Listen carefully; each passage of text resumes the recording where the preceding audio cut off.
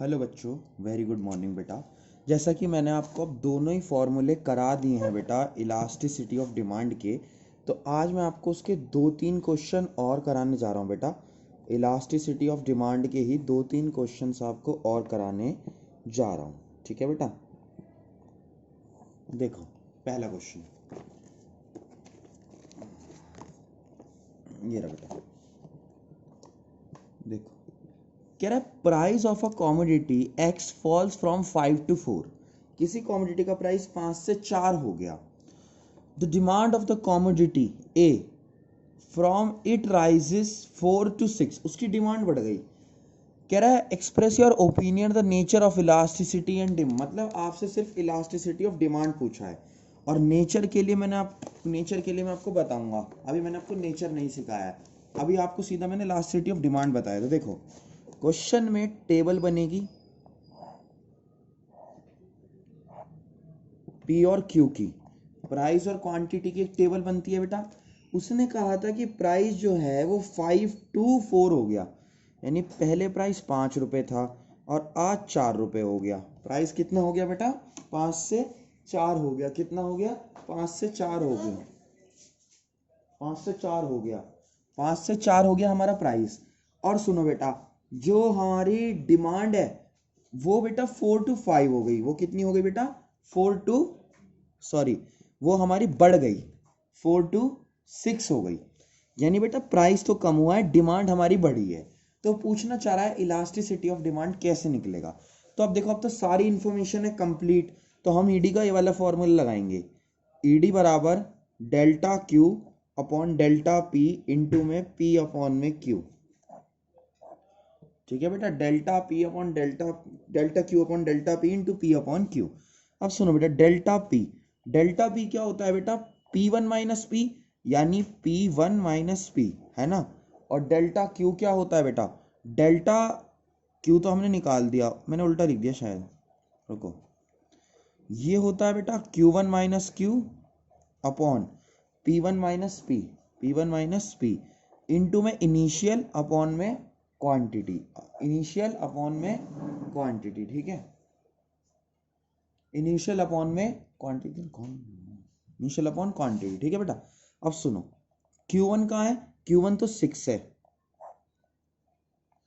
Original कितना है? 4। P के बारे में सुनो, 4 माइनस 5 इंटू में पी कितना है बेटा? 5। ओरिजिनल को देखते हैं हमेशा। क्यू कितना है बेटा? 4 है। ठीक बात है। तो ये है पूरा का पूरा। अब इसे सॉल्व करो। ये आ गया आपका 2 अपॉन में -1 इंटू में 5 अपॉन में 4। अब इसे सॉल्व कर लो। सॉल्व करो, कैसे करोगे? ये तो आ गया 1, ये आ गया 2, 5 अपॉन 2, तो माइनस का 2.5 आंसर आएगा। यानी ईडी जो है बेटा वो -2.5 है इस क्वेश्चन के अंदर। ठीक है बेटा, एक दो क्वेश्चन और कर लेते हैं।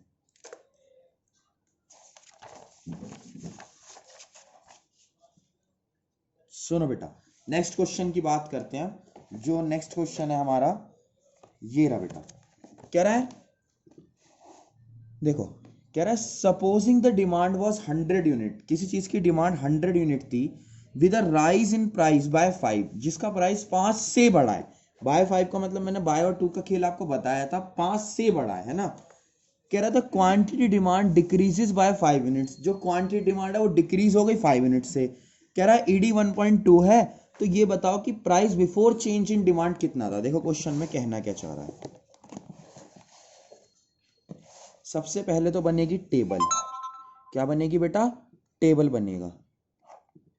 एक होगी प्राइस, एक होगा क्वांटिटी, ठीक है।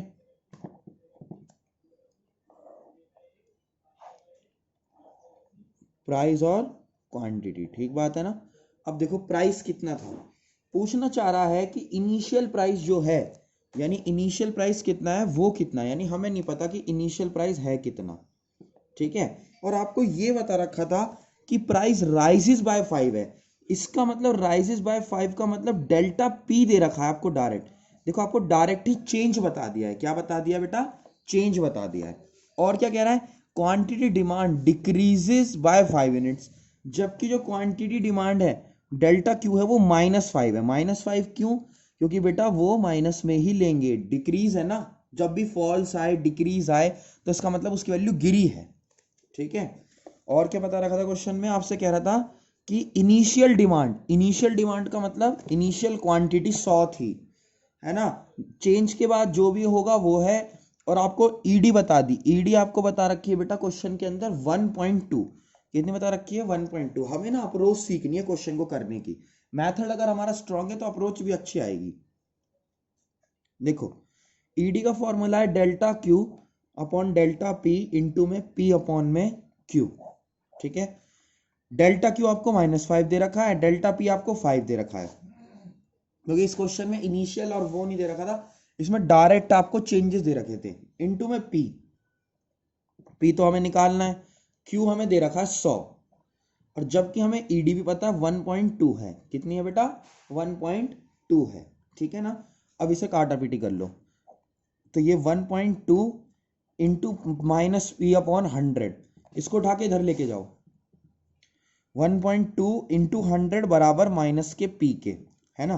तो 1.2 जो है बेटा उसको मैं ऐसे लिख देता हूं 12/10 लिख सकते हैं ना, डेसिमल रिमूव करते तो नीचे एक जीरो के साथ पॉइंट ले लो, ये कट गया बेटा, कितना आया 120, कितना आया माइनस का पी 120, पी जो आया वो आया माइनस का 120। ठीक बात है, माइनस का 120 आ गया। अब ये जो 120 आया ये क्या आया बेटा? माइनस का आया, किसका आया?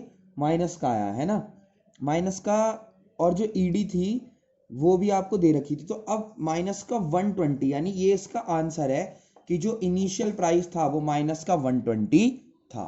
ठीक है बेटा, तो ये कॉन्सेप्ट आपको क्लियर हो गया और आई होप आपको इसमें कोई दिक्कत नहीं आई होगी। अब आप जो मर्जी क्वेश्चन ईडी का कर सकते हो, आपसे हो जाएंगे, करते रहो प्रैक्टिस, अपनी बुक से कर लो, और जहां डाउट आए वो बेटा मुझसे पूछ लेना। Thank you so much.